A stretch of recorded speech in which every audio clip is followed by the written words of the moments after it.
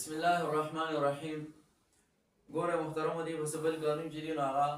حرف علت والا یا کولن والا قانون چې کوم دی نو کولن والا موږ به ماشوم په دې باندې داسې پوه کړو ورته وایو چې بچي هر هغه حرف علت چې هغه د څه د وجې نه غورځېدلي وي په هغه وجه ختم شي نو دغه حرف علت به موږ واپس راولي وه. لکه دلته به ووایو چې دا و حرف علت دی لومړني به دې ته دې ځنه په دې باندې پوه کړو ورته به چې ګوره بچي لکه دا تقولو دی د دې نه چې موږ امر جوړو نو څه به وکړو دا تا علامت د مضارع موږ حذف کړه نو کولو پاتې شو نو چې کولو پاتې شو اخره کې موږ څه کړو ساکن کړو نو کول شو چې کله کول شو نو د واو او د لام ترمنځ التقا د ساکنین راغلو او دا و په دې کې حرف علت دی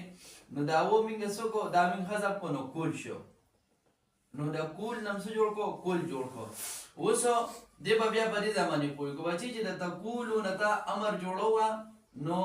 کول ته جوړ شو دې کې دا حرف علت و چې کوم دی نو دا څه شو دا حذف شو وی د تقولانې نه چې موږ کله امر جوړو نو دا تا علامت د مضارع حذف شو نو کولانې پاتې شو کولانې بیا د امر د وجې نه اخره کې چې کوم دی نو موږ څه وکړو دا نون اعرابي دا موږ حذف کړو نو کولا پاتې شو. نو اوس په دې زمانې پوه کړو ورته وایو چې ګورئ بچي په دې لومړنۍ صیغه کې کل په دې کې چې دا کم حرف علت دا و دا چې موږ هم حذف کړو وه نو د څه د وجې نه هم حذف کړو د دې وجې نه هم حذف کړو چې دلته کې دوه التقا د ساکنین راغلل د و او د لام ترمنځ نو دا و به کې موږ څه کړو حذف کړو. اوس دلته کې چې کله د واحد نه موږ د تثنیې امر موږ جوړو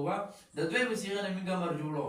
نو دلته کې د دې و او لام ترمنځ چې کوم دی نو التقا د ساکنین رانغلو کومه وجه چې دلته کې د ساکن راغلی وه چې لام ساکن وه او وم ساکن وه نو دلته کې هم هغه حرف علت و ساکن دی خو دا لام چې ورپسې کوم راغی نو دا ساکن نه دی د ساکن کېدلو هغه وجه ختمه شوله نو دغه حرف علت چې موږ په لومړنۍ صیغه کې کوم حذف کړو نو دلته کې به څه کوو دلته کې به واپس راولو نو کولا به شي کولا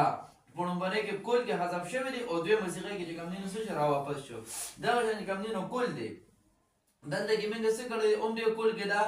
و من حذف کو خو چې دې کول سره دلته مشدد د نون راغی نو چې کله دا مشدد دون دې سره موږ ولګوه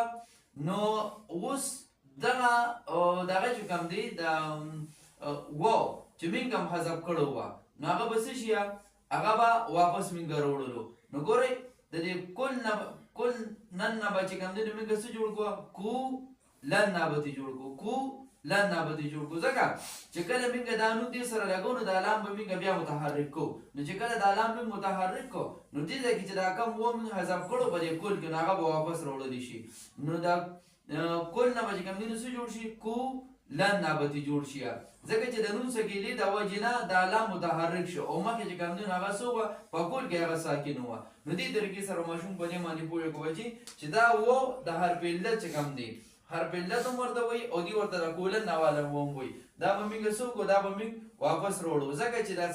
ساکن کېدلو کومه وجه ختمه شول نو په دې وجه به دا به موږ څه وکړو واپس پرې راوړو.